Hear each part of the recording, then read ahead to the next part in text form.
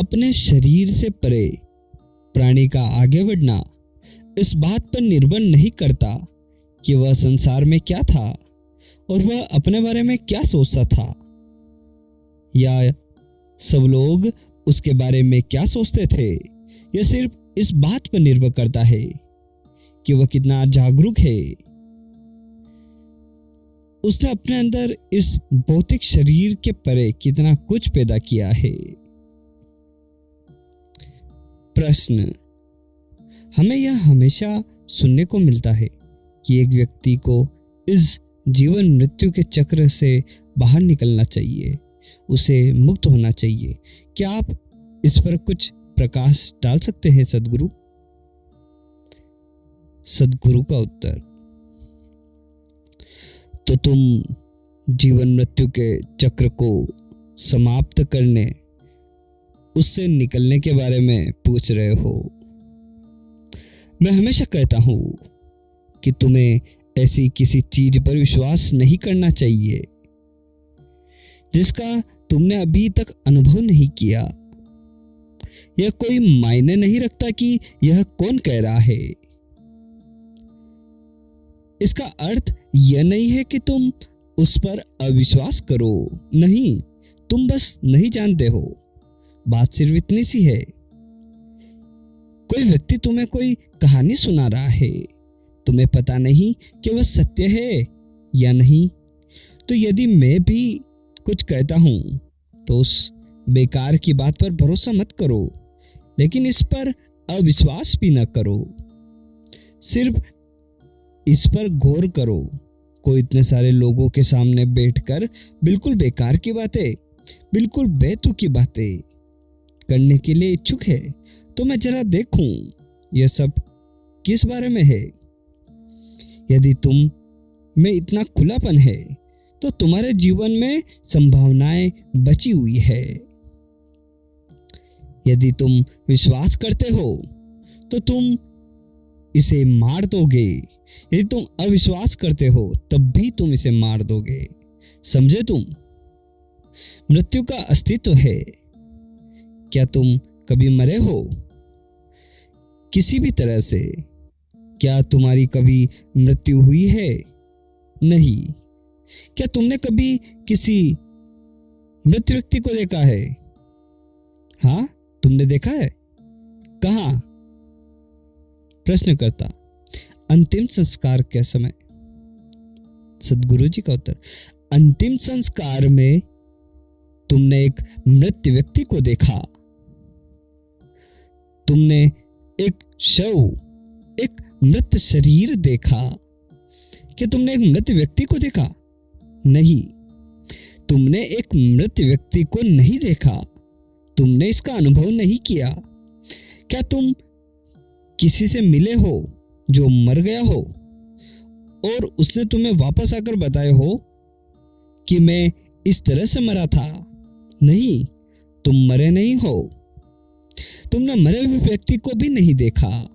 नहीं, तुमने कोई मृत व्यक्ति मिला है। तो बेकार का विचार कहां से तुम्हारे मन में आ गया कि तुम मरोगे? मृत्यु एक कल्पना है। कई लोग ने इसके बारे में बातें की और तुम्हें विश्वास दिलाया। मृत्यु जैसी कोई चीज नहीं है, मात्र जीवन है। जीवन सिर्फ जीवन है। एक आयाम से दूसरे आयाम में, दूसरे से तीसरे आयाम में जाना। जब भौतिक शरीर बहुत कमजोर हो जाता है, दुर्बल हो जाता है और किसी कारणों में से टूट जाता है, चाहे तुम्हारी कार नहीं टकरा जाए या बहुत पीने से तुम्हारे लीवर खराब हो जाए, या तुम किसी के प्रेम में पड़ते हो और तुम्हारा दिल टूट जाता है, या तुम्हारा शरीर बहुत बूढ़ा और दुर्बल हो जाता है। किसी भी कारण से जब शरीर जीवन को वहन करने योग्य नहीं रह जाता, तो शरीर को इसे छोड़कर आगे बढ़ना पड़ता है। इसलिए वह ऐसा करता है। तो जब तुम कहते हो फलां व्यक्ति नहीं रहा, गुजर गया, तुम केवल यह कह रहे हो वे हमारे साथ नहीं रहे। तुम यह नहीं कह रहे हो कि वे सचमुच नहीं रहे, वे केवल तुम्हारे साथ नहीं रहे जिस तरह तुम उन्हें जानते थे। तो जब कोई शरीर त्यागता है, इसका मूल कारण यह होता है कि भौतिक शरीर जीवन को चलाने और उसका पोषण करने के लायक नहीं रह जाता। जब ऐसा होता है तो उस प्राणी का क्या होगा? भौतिक शरीर और सचेत मन चला जाता है। विवेक, विचार करने वाला, विश्लेषण करने वाला मन चला गया, परंतु मन का मूल तत्व नहीं गया। क्या तुम समझ रहे हो मैं क्या कह रहा हूं? तो उसमें अब भी वे गुण है, परंतु उसमें कोई विवेक, विचार नहीं है। तो एक चीज तुम्हें बहुत अच्छी तरह से समझ लेनी होगी। जब कोई मरता है, यह मायने नहीं रखता कि वह तुम्हारे पिता थे, तुम्हारी मां थी, तुम्हारे पति थे, तुम्हारी पत्नी थी, बच्चा था या तुम्हारा कोई प्यारा मित्र था। जिस क्षण वह शरीर छोड़ता है, उसका तुमसे कोई संबंध नहीं रह जाता, क्योंकि जो भी वे तुम्हारे बारे में जानते थे वे सब भौतिक था, है कि नहीं? जब वे भौतिक कहता हूं तो उसका अर्थ है मात्र शरीर ही नहीं बल्कि मन और भावनाएं भी है। तुम उस व्यक्ति के बारे में जो कुछ भी जानते हो, वह व्यक्ति तुम्हारे बारे में जो कुछ भी जानता है, वह या तो भौतिक शरीर के स्तर पर है या मन या भावनाओं के स्तर पर है। ये सारी चीजें उसी भौतिक की सीमाओं में आती है। तो जब वह भौतिक को छोड़ देता है, ये सारी चीजें भी चली जाती है और फिर मैं या मेरे मृत पिता जैसी कोई चीज नहीं रह जाती।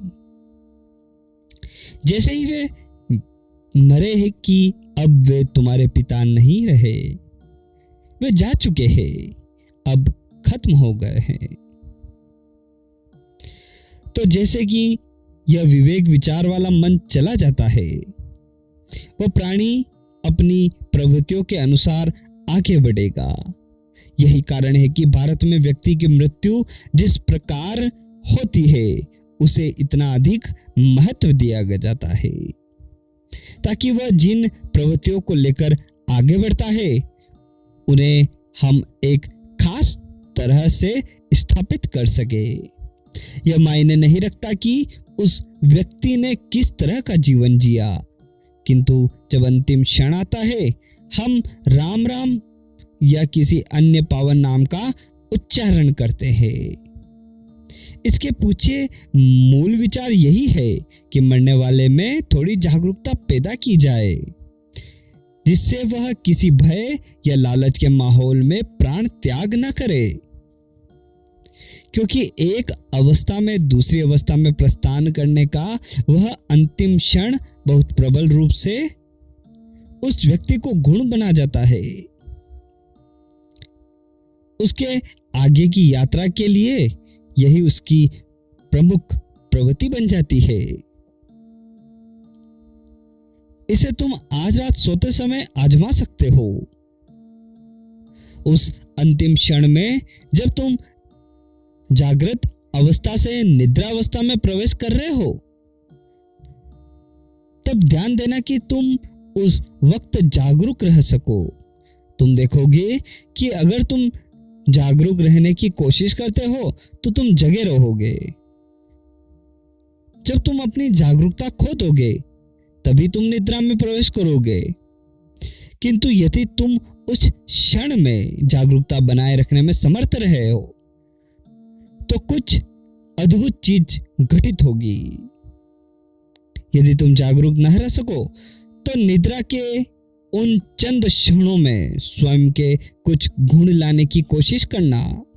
यूं कहें कि तुम अपने अंदर बहुत ही प्रेमपूर्ण रहो या अपने अंदर अत्यधिक प्रसन्नता का अनुभव करो। तुम देखोगे कि यह गुण तुम्हारी निद्रा अवस्था के दौरान निरंतर जारी रहेगा। यदि तुम जागृत अवस्था में निद्रा अवस्था में जाने के अंतिम क्षणों में कुछ गुण ला सकोगे तो वह क्षण या वो गुण बराबर जारी रहेगा। ठीक यही बात मृत्यु के साथ भी घटित होती है। यदि अंतिम क्षणों में अपने अंदर कुछ गुण लाए जाए तो वह गुण आगे भी जारी रहेगा। इसी समझ के कारण भारत में जब लोग मरना चाहते हैं वे अपने निवास स्थान में नहीं मरना चाहते, वे काशी जाकर मरना चाहते हैं। तुम जानते हो ना, अभी भी लोग वहां जाते हैं। काशी नगरी मोक्ष नगरी कहलाती है। लाखों लोग वहां जाकर मृत्यु की प्रतीक्षा में बैठे रहते हैं, क्योंकि सदियों से काशी सिद्ध ज्ञानी महात्माओं का केंद्र स्थान रही है। अब तो नहीं, पहले वह केंद्र हुआ करती थी। इसलिए लोग समझते थे यदि वे वहां जाकर देह त्याग करेंगे तो कहीं से अदृश्य सहायता मिलेगी और वे सही मनोदशा लेकर सही स्थिति में प्राण त्याग कर सकेंगे। यदि जीवन ऊर्जा अत्यधिक प्रचंड हो जाती है तो तुम शरीर में नहीं बने रह सकते। यदि जीवन ऊर्जा बहुत क्षीण होए तब भी तुम शरीर में नहीं बने रह सकते। तो जीवन मृत्यु का जो यह चक्र है, माना कि शरीर किसी कारण से नष्ट हो जाता है पर प्राण ऊर्जा तब भी कंपायमान रहती है। शरीर टूट जाता है, चाहे जैसे भी हो, चाहे तुम खुद को गोली मार लो या टक्कर खाओ, नशे में धुत होकर खत्म हो जाओ और कुछ भी करो, यदि प्राण ऊर्जा क्षीण नहीं होती किंतु शरीर किसी वजह से टूट जाता है, नष्ट हो जाता है, तब इस प्राणी का पारंगमन काल बहुत लंबा होता है।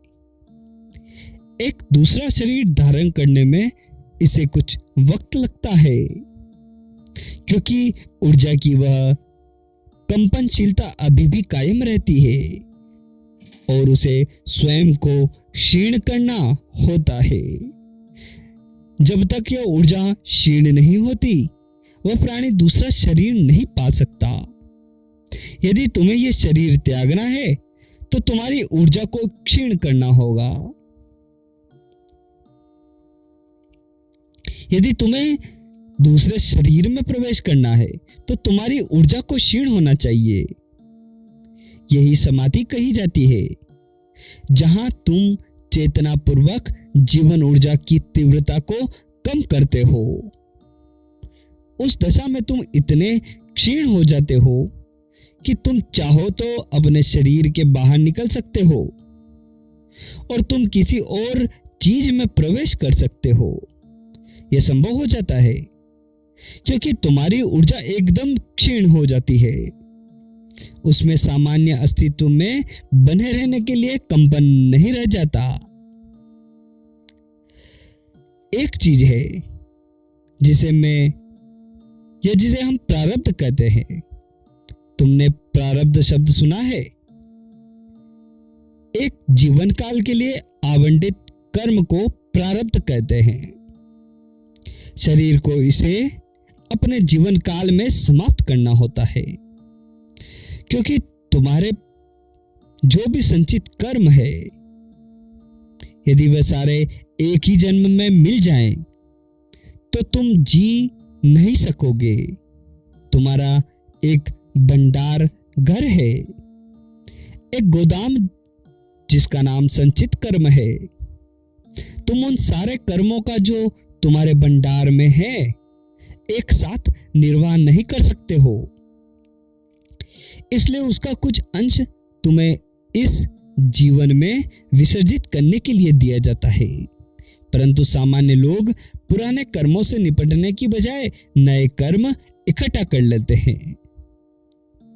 संचित कर्म के एक अंश से निपटने की प्रक्रिया में वे एक और बड़ा अंश बटोर लेते हैं।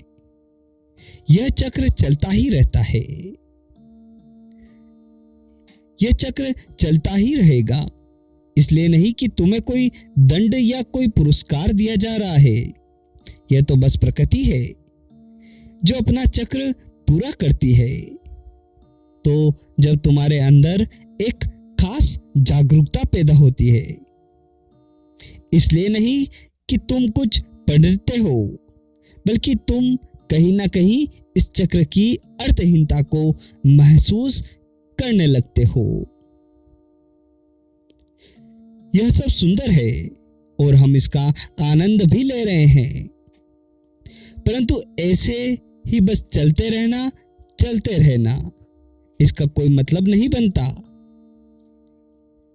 जब यह जागरूकता पैदा होती है तभी तुम मुक्ति की बात करते हो। मुक्ति का अर्थ तुम इस जीवन मरण की प्रक्रिया से छुटकारा पाना चाहते हो। इसलिए नहीं कि तुम दुख या पीड़ा का अनुभव करते हो। पीड़ित लोग मुक्ति पा भी नहीं सकते।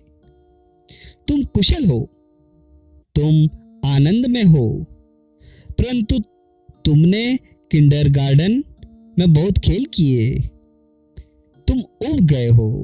अब तुम आगे बढ़ना चाहते हो। तुम्हारे स्कूली जीवन चाहे कितना भी सुंदर क्यों ना हो, क्या तुम कॉलेज जाना नहीं चाहते?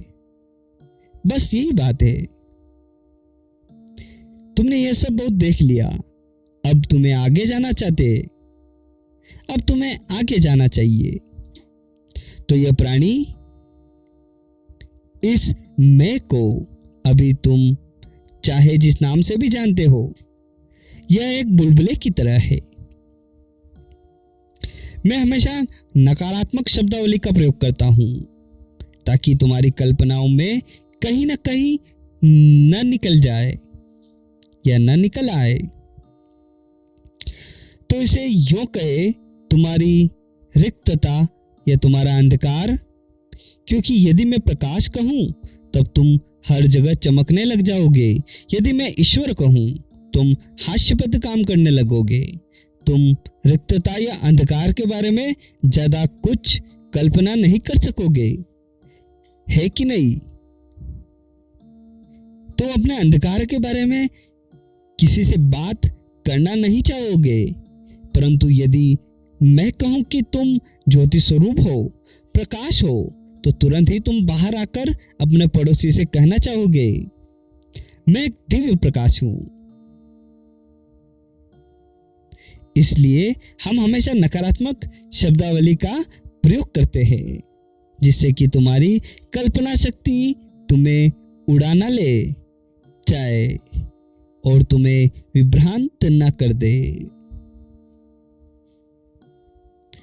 सो तुम्हारे भीतर का यह रिक्त स्थान एक बुलबुले के समान है। कर्म इस बुलबुले की दीवार है। बिना कार्मिक तत्व के तुम्हारा कोई अस्तित्व नहीं है। कर्म तुम्हारा शत्रु नहीं है, केवल कार्मिक तत्व के कारण तुम इस शरीर से चिपके हो।